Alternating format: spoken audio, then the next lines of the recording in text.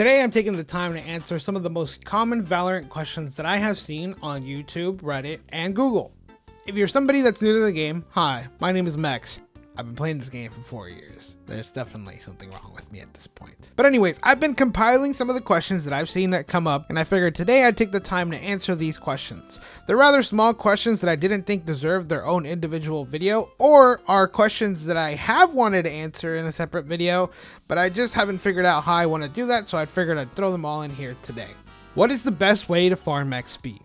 A lot of players, when they initially start out Valorant, are always worried about how do I get more XP, especially whenever an agent contract is available for you to unlock with XP. Logistically speaking, Spike Rush is the fastest because you play the most amount of games, you get a certain amount of XP every Spike Rush that you complete, regardless of how many rounds or kills you get.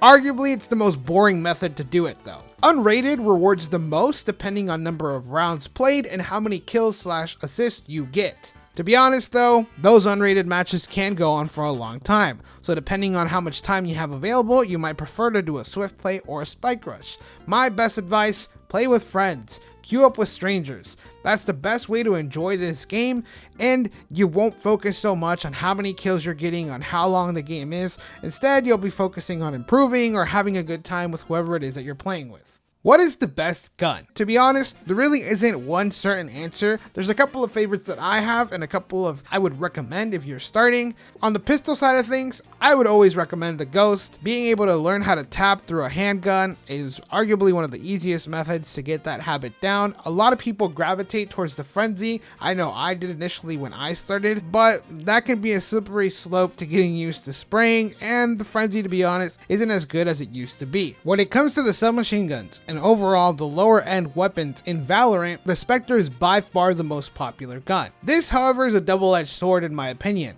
People end up getting really dependent on the Spectre to the point where a lot of people take their time picking up the Phantom or the Vandal because they're just so comfortable with the Spectre. But you definitely want to hop onto the rifles as soon as possible when you first start playing Valorant. The Spectre is always good, it's the old reliable, you don't really need to learn a lot on how to use it properly. That one is pretty self-explanatory, but the Phantom and Vandal, those are the guns that you're arguably going to use the most when playing Valorant, and so those are the guns that you want to get good with. And of course, Phantom or Vandal. If you're starting out, I would always recommend the Vandal. The Phantom is great, don't get me wrong. It's honestly, I prefer the Phantom over the Vandal, but the Phantom can lead to you spraying, which is a pretty bad habit to develop, and if you don't develop it intentionally, or if you don't try to spray every once in a while, it can lead to you spraying during times when you probably don't want to do that. I would always go over the Vandal with the Phantom. Once you get good with the Vandal, definitely switch on over to the Phantom. Who knows, you may prefer it more than you do the Vandal. And a bonus weapon of choice, recommended by me, is the Guardian. If you really want to get your aim down, use the Guardian. A headshot will almost always get you the kill, but it will also greatly help in your ability to tap, which is super important when it comes to using the rifles, when it comes to using the Sheriff and the Ghost, and pretty much any gun in Valorant. What is the best way to rank up? If we're talking level, I've already said it, just play the game. Find a way that you enjoy playing the game, whether it's queuing up Spike Rush and just grinding on Spike Rush, really quick games, meeting new people as fast as possible, or maybe you prefer to play comp. Even if you might not be that good, just getting into that competitive mindset may be fun to you, and by all means, definitely go that way. You will eventually level up. You do not have to worry about doing that intentionally. It just kind of happens as you play the game. Now, when it comes to ranked, the couple of suggestions that I've gotten over the years is to be consistent with your agents. Whoever you decide to choose at the beginning, stick with those agents so that you can develop a good skill, good habits with them, and they can be your reliable picks whenever you need to get a dub, especially considering how easy it is to lose RR in ranked. Do not rage queue. This is by far one of the best pieces of advice I've gotten, but it's also arguably the piece of advice that I listen to the least. For whatever reason, when I'm mad, I always feel like I can get my get back or the next game will be different, and that is usually never the case. Do not rage queue. You should try to duo or trio. For whatever reason, When I first started playing solo queue, I actually had this mindset that apparently a lot of people also do as well, that if I was able to reach whatever goal I had in mind, let's say diamond at the time, and I did it through solo queue, I was that much better than people who had to duo or trio queue to get to diamond. There are so many factors that go into somebody's skill level that, to be honest, that just doesn't always turn out to be true. Somebody that's duo queuing will always pick up better teammate habits and skills, and considering that Valorant is a team game, those are very important skills to have. Whereas sure, solo queue, you individually develop yourself more by playing solo queue. Either one is good. Try to duo and trio queue if you're somebody that only wants to solo queue. Believe me, it can be fun, and you can also learn a lot playing duo or trio queues. And of course, the last piece of advice that I've gotten is to warm up. Play deathmatch, play swift play. Do something before you hop into your competitive matches to at least get your aim going, because it does take a while for your aim to start up. I know personally, whenever I just randomly decide to hop on a ranked match and I haven't played the game for a couple of days, or I just haven't bothered to quote unquote warm up, I usually struggle the first couple of rounds before eventually I get in the groove and I start playing better. Aim labs is also something that I've gotten recommended and something that I've personally tried out. It's really all on a preference base when it comes to aim labs. There are definitely certain tasks and practices that you can do on aim labs that will help you improve your Valorant aim, but I wouldn't say it's as applicable to whereas if you were playing another first person shooter like Apex, Call of Duty, perhaps that would be a better choice for you to pick. But aim labs overall just helps your overall skill. How much of that carries over to Valorant is up for interpretation. Why does my aim suck in Valorant? If you're asking this question, you're either really new and for whatever reason you think that your aim is the thing that's costing you in game, which it could be, or you've somebody that's been playing Valorant for a while and you've realized my aim isn't as good as the other people in my lobby. There is plenty of reasons for why your aim can suck. And I know for me, initially it was I just lacked the mechanical skill to keep up with everybody else. I had grown up playing controller, but compared to people that have been playing on PC since they were kids, I mean, that's just a skill that I probably will never get to. However, it can also be your DPI or sensitivity. And for whatever reason, when you start out, those are the two things that you don't really pay attention to. A lot of people will adapt to whatever the default sensitivity or the default DPI settings that your PC has is, instead of forcing those two things to adapt to you. I can't tell you what your DPI or your sensitivity should be. I can give you a pretty good range of where most people have theirs though. For DPI, a lot of people will have their range from 700 to 1400, and that obviously depends on whether you only use a certain setting for DPI when it comes to playing games versus when you're doing everyday tasks. Especially if you have a mouse that has different profiles, that can be something clever to set up. For the most part, your sensitivity should be a 0 point, insert whatever number you want here. If you're above a 1, odds are your sensitivity is probably too damn high. Another neat trick that I learned early on when it comes to sensitivity, if you face a wall, back up a couple 3 or 4 steps, shoot directly in front of you, and then look away and flick back. If you're over flicking, your sensitivity is too high.